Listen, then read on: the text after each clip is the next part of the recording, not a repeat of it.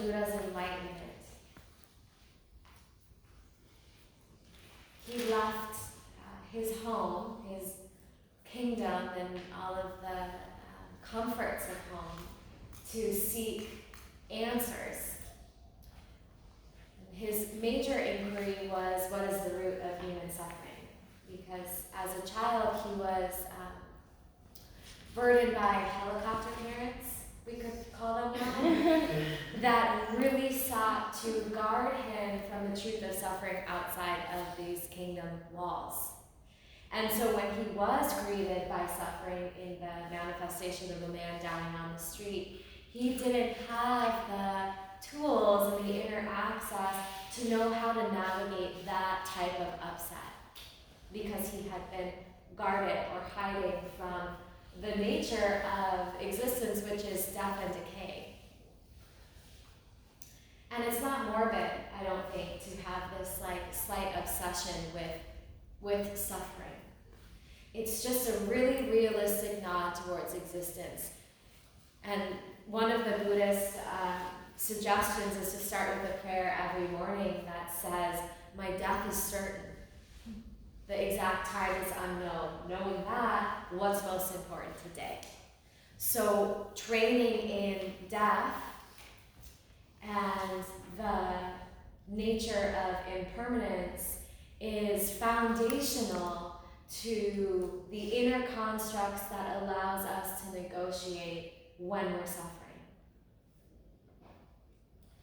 And so when the Buddha left, he traveled. He wasn't the Buddha yet.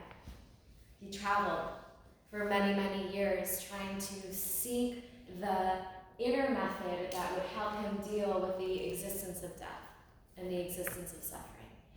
And he went to many, many teachers, and this was a revolutionary awakening, that cross-section of time that he existed in. There was a lot of revolutionary insight, a lot of collective awakening, similarly to now. And he traveled and met with many, many teachers and found many, many different communities who were investigating the same inquiry he. After years, found one particular tribe of humans that thought they had figured out the way. And these were the Jains, Jains, strict ascetics, who sought to really disconnect from the physical body so that they could alleviate any attachment to physicality, which is ultimately subject to decay and to death. So he fasted for years, and it said that he lived off of a grain of rice and a sesame seed and a drop of water every day. And he was self-flagellating and just meditating in a cave for many, many years and essentially emaciated. He was washing in the river one day, skin and bones, just practicing disconnect from the sensual nature of life, because that tends to create cravings. So rather than seeking out things that made him feel supported and blissful, he denied his system of that so that he wouldn't have any cravings and no attachments when death and suffering came. So really training pain and discomfort and really just flirting on a daily basis with death.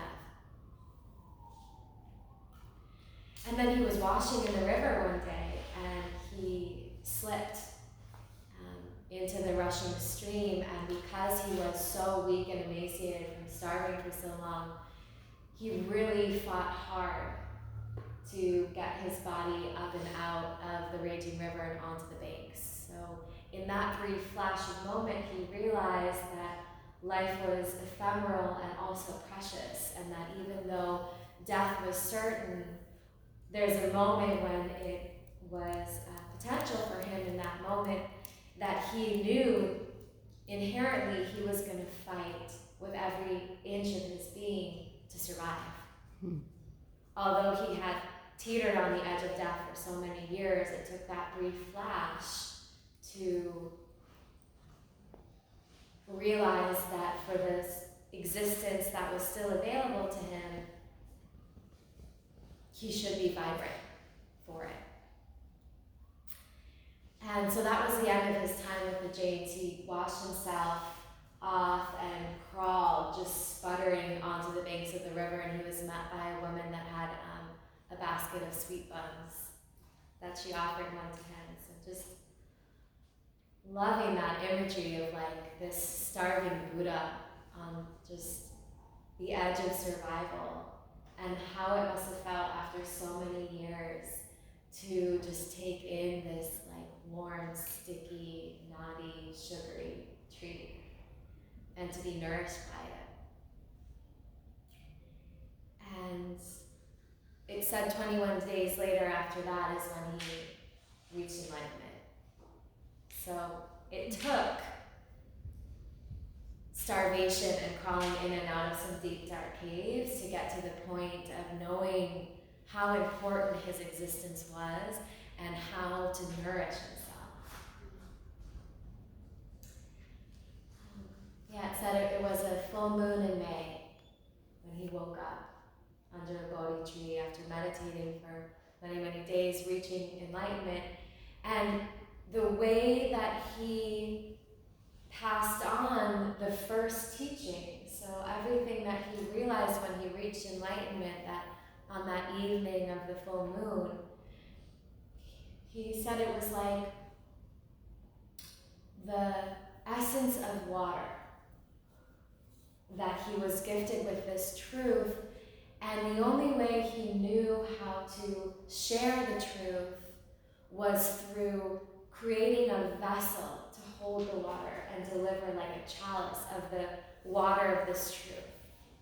And the vessel he created to share or impart the teachings are the Four Noble Truths. These were his first teachings and the most essential teachings. So all of his wisdom is said to be distilled into these four truths.